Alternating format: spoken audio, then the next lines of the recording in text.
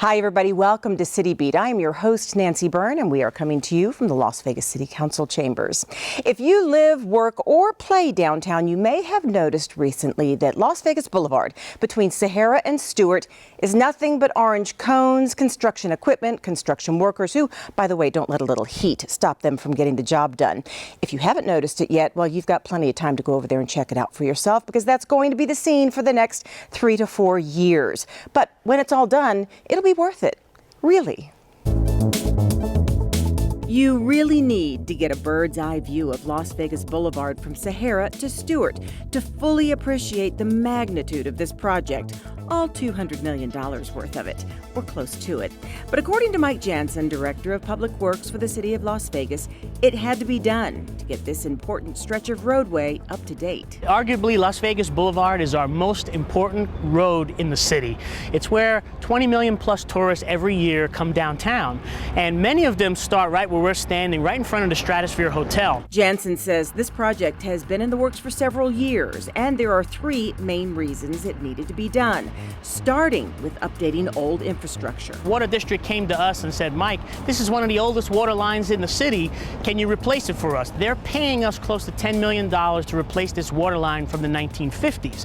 Other things like the sanitary sewer line from the 1940s, the traffic signals, many of them are from the 1960s. So a lot of infrastructure that's well beyond its useful life. We're replacing them all with this project. The second necessity was making the area safer for pedestrians and motorists with newer, better lighting, and sidewalks widened in some areas to 15 feet. Also incorporating some wonderful beautification improvements, pedestrian safety improvements, upgraded lighting, and of course, improvements to make traffic flow better. One major safety step will include a uniquely designed pedestrian bridge at Sahara and Las Vegas Boulevard. It's an intersection where sadly we've had a number of crashes, many of them involving pedestrians. So the long-planned project known as the Sahara Las Vegas Boulevard Pedestrian Bridge is another part of our construction operation. That one's going to start in about 2.5 years, and it's going to put in a pedestrian bridge in that intersection to raise the potential for traffic to be able to get through that intersection without coming into any contact with the thousands of pedestrians that use that intersection daily. It's going to be a circular bridge,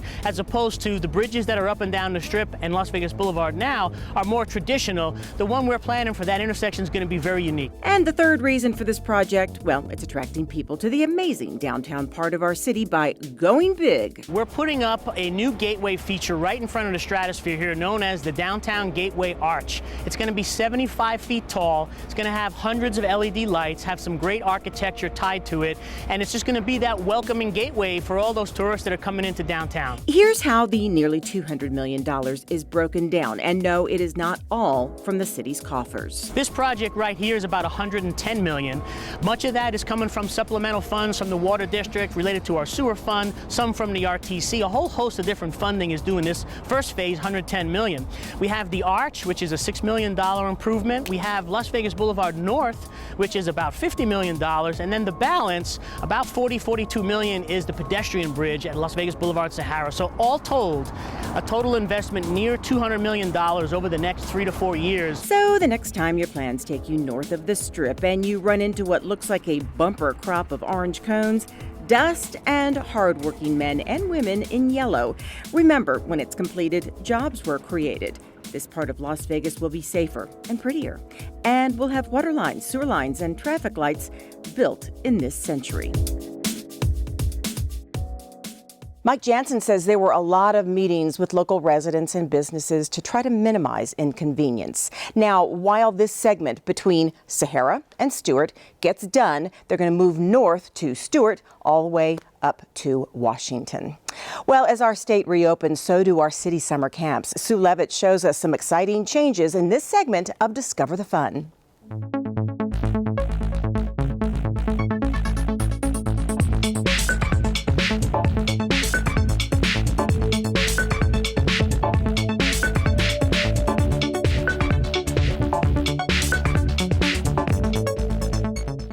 Hi everyone, I'm Sue Levitt. Thanks for joining us for Discover the Fun. Well, today we are at the Marabelli Community Center to show you what our new Vegas Strong Academy is all about.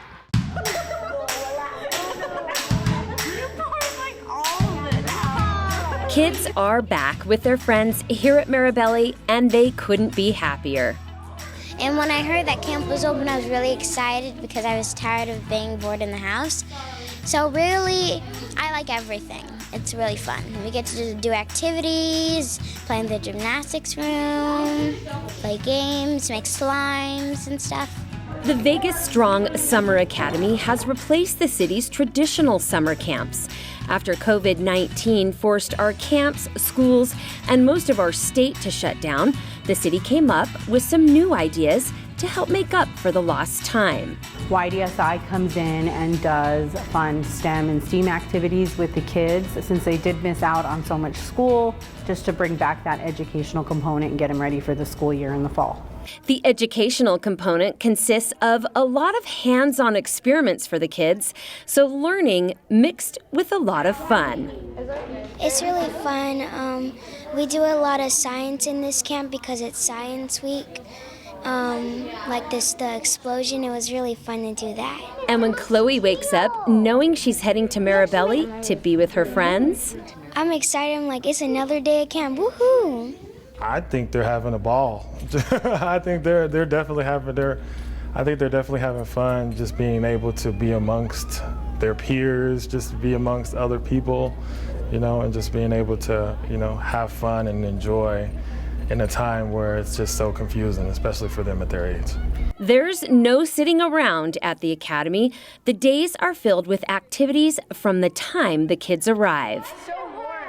Well, I always like playing with my friends every year. I've been here for 2 years now, and this week was really fun. We got to make slime and do soda rockets, and we did elephant toothpaste today, and we made kinetic sand, and we made invisible ink and all these other projects. All in one day? Not all in one day, but during this week, it was all fun. Allison Galizia has been coming to Mirabelli for about 10 years. The last 3 summers as a camp counselor, and prior to that, she was a camper herself here at Mirabelli. She works with the younger 3 to 5-year-olds enrolled in the academy. These are the people that made me who I am, so, I kind of always, those were always my role models, so of course I wanted to be like them. It's a great way for the kids, because they've been cooped up for so long, it's a great way for them to come out, meet new kids, and then also, get a little bit of education, a little bit of fun, so I think there's a lot of great aspects to it. And one of these great aspects you'll see right as you walk through the door.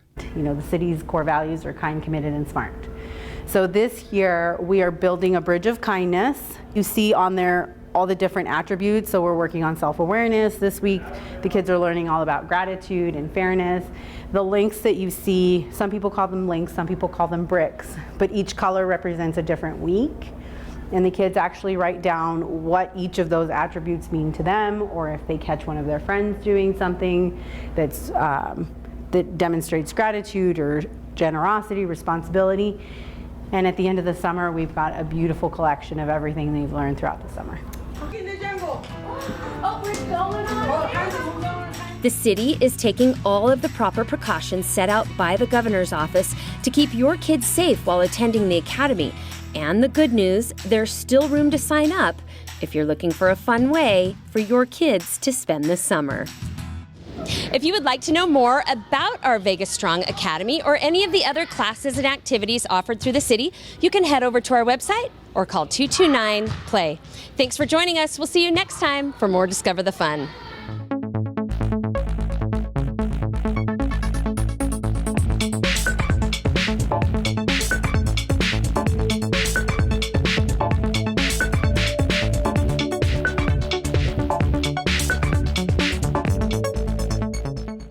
Now, Sue Levitt visited the camp at Mirabelli, but there are 4 others at Doolittle, East Las Vegas, Stupak, and Veterans. You can go to our website for more information. We're going to take a quick break, and when we come back, it's that time of year again where some people revel in illegal fireworks while other people find them downright annoying. We'll show you what the city of Las Vegas is doing to try to please everybody.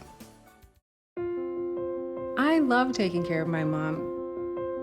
It wasn't easy at first. She learned how to better communicate her needs. And you learned how to not ignore yours. I I discovered how to make healthier meals. And I discovered how much I enjoyed them. Becoming a caregiver is a learning experience for everyone.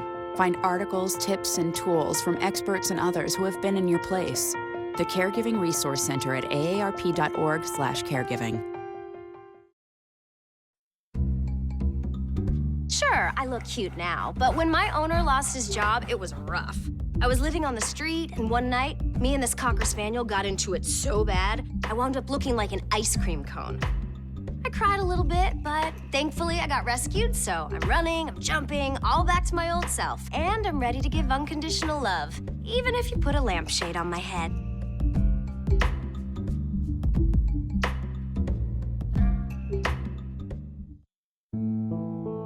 In the small town of Elmira, New York, a boy was born into an all-American family.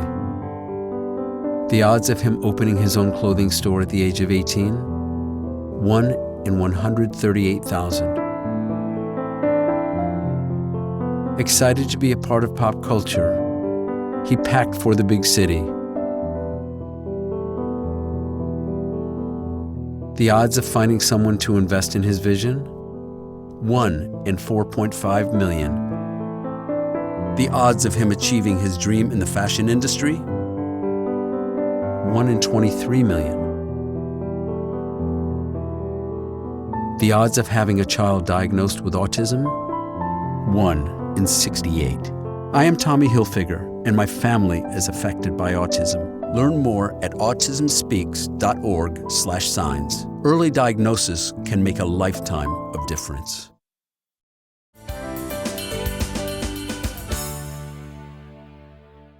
Welcome back to City Beat from Las Vegas City Council chambers. Do you remember last year the You Light It, We Write It campaign around the 4th of July? Well, it's back again this year. Several agencies from across our community go out and patrol the neighborhoods, and if they catch people using illegal fireworks, well, they face a fine between $250 to $1,000 as well as disposal fees. We went out with a team last year and decided to show you what you can expect once again this year. 5 George K. 5 George K. 496 Broadway between BRYAN and Spain. 10-4. 1 Scooter Circle. Broaden Wall Scooter, Broaden Wall. Historically, 4th of July is one of the busiest nights for our fire crews. There's a lot of fires, a lot of injuries happen on that, and not to mention the issues with pets, the issues with veterans. It's just a from what it was intended to be with the 4th of July celebrating the country, it's turned into a time for people to do silly things and start needless fires and injury concerns.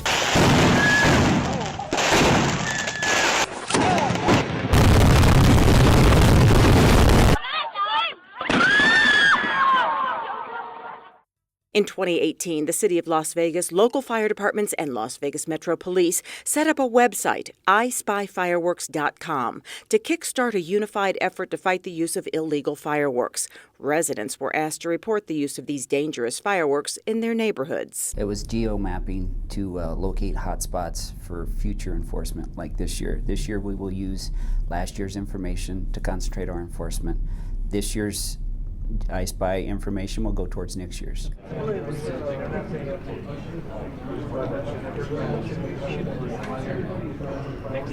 Last year on this website, we had over 20,000 hits. Do the best you can to get as many people as you can, confiscate as many fireworks. They will take care of all the fireworks for you. Under no circumstances are you guys to leave them by themselves dealing with rowdy drunk guys with bombs. All right? It's doing what our constituents want us to do when the people that pay us want us to do. So thank you for coming out and be safe. I make a motion to approve this item. Thank you. There's a motion to approve agenda item 67. The ordinance that we're proposing converts, or at least allows us to convert the penalties that are involved in illegal fireworks use and handling and storage from a criminal misdemeanor to a civil penalty. It makes it easier for the courts. It doesn't tie up the court system, and it makes it easier for us during the enforcement nights to go ahead and issue the citation and then move on quickly. What we'll do is you guys will clear us. You'll give us the signal. We'll come in. We'll identify the stuff. The box truck will come in. We'll go to the next one with them. Armed with citation books and the I Spy Fireworks geomap from 2018, 6 teams headed out to the notoriously troubled areas. It's the psychology behind all of this stuff. You should notice they only have one in the street. We can't prove that they actually did it. It could have been them and ran in the house. Yeah. But as it gets darker, more houses, more people are going to come out. They're going to start shooting them off. It's a lot easier to target because it's a lot harder to hide the fireworks, because at that time they start to bring them out, because then they're going to start shooting them off in succession. So that's basically what we want to catch them doing. It makes it easier for us to bag and tag, basically. Are you guys going to lead in? Yeah. Or should I follow him? The other car, we're both going to go over to those ones first and see if we can find them. Okay, we're right behind you, so we could go get these guys right here.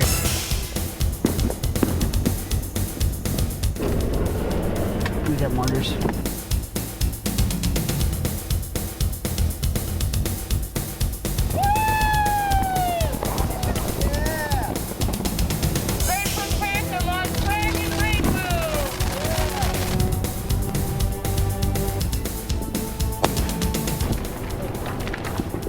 Shots.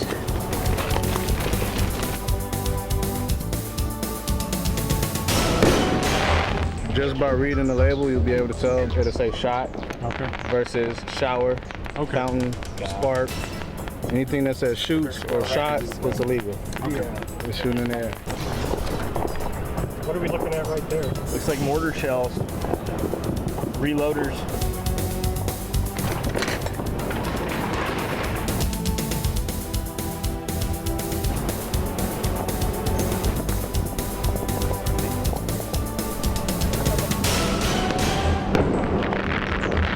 Only the stuff you buy here in Las Vegas, not in Pahrump, not at the Indian Reservation. All right. If it goes up in the air and explodes, it's illegal. If it explodes on the ground, it's illegal. It says emits shower of sparks. That's safe. That's okay.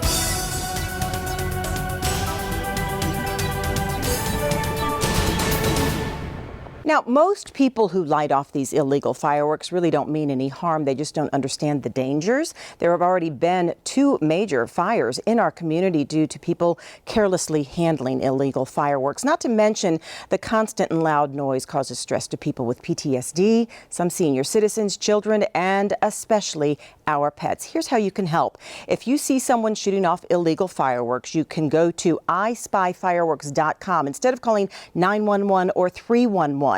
About 17,000 complaints were filed last year on that website, and you can be sure that where most of those complaints were concentrated, that's where you can expect to see most patrols July 3rd and 4th. If you want to shoot off fireworks, buy local, safe, and sane. We're going to take a quick break, and when we come back, we're going to take you to a ceremony held right here in council chambers that was basically passing the torch. Hamilton was adopted from a rescue in 2008. He really likes to be around people. And as soon as I start to make my breakfast, Hamilton is right there. I get out my mat and I'm doing a downward dog and he's underneath. He's quite the pug about town. He gets invited to a lot of parties. He knows he's a pretty big deal. I mean, look at this little face. How could you not love him?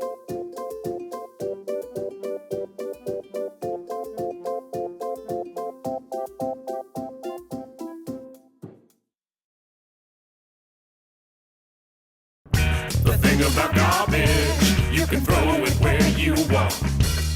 Storm drain, sidewalk, anywhere, as long as you don't get caught. If you throw a soda can, you never know where it might land. So throw your kids into the street, it's gonna end up in Lake Mead. Cigarette butts and plastic bags, gonna be hard to take a bath. Garbage. So throw your trash into the street, it's gonna end up in Lake Mead. That's groovy, yeah, that's groovy. What goes around comes around, karma's coming to your town. Bad karma, yeah, bad karma.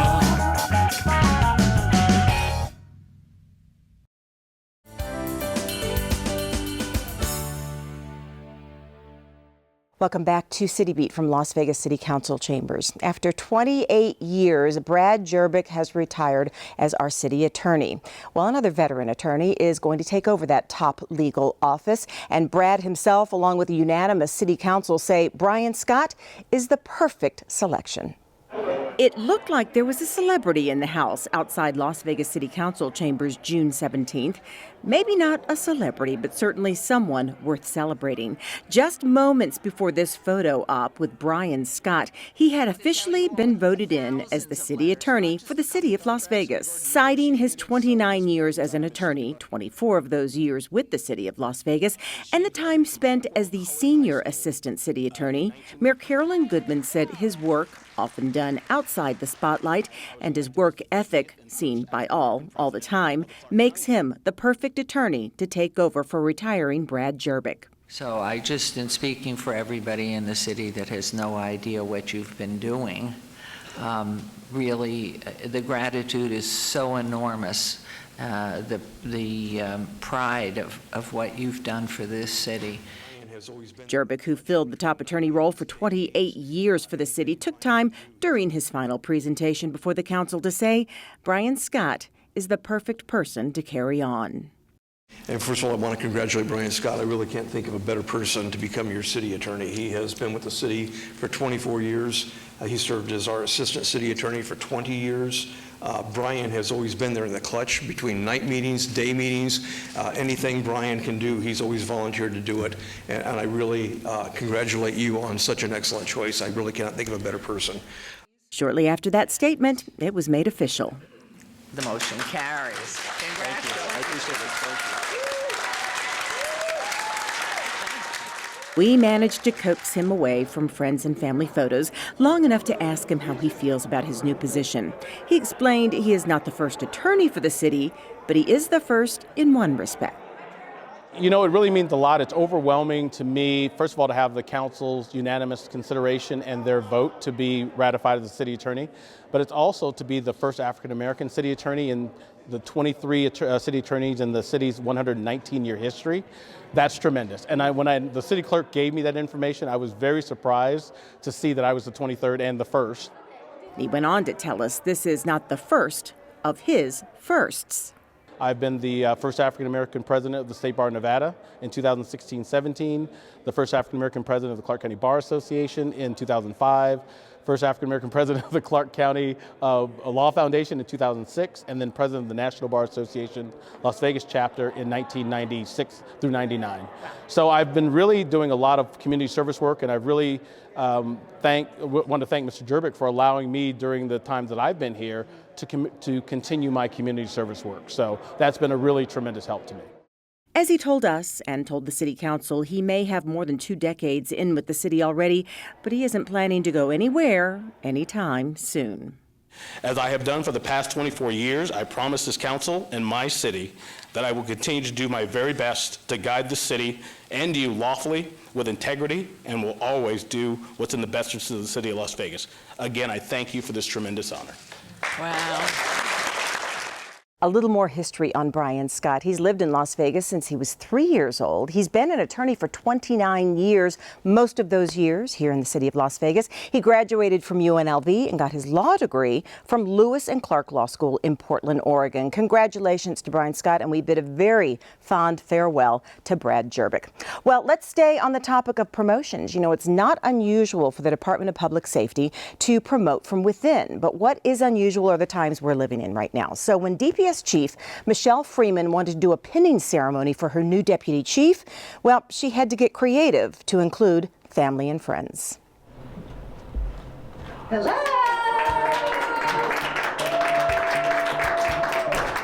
Lieutenant Robert Strawby thought he was meeting Chief MICHELE FREEMAN for coffee, but when he walked into this conference room, he was met by cheers from coworkers in the room and a giant screen with family members cheering him on from afar. It's our new world of celebrating together while apart through technology.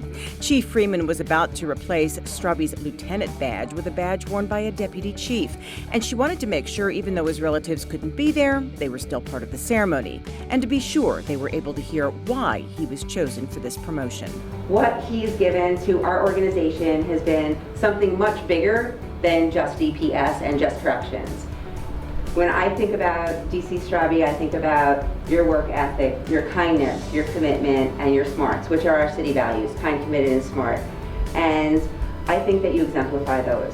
And in true Chief Freeman good-natured humor, she knew to actually be able to pin the badge, she'd need a little help. Watch this.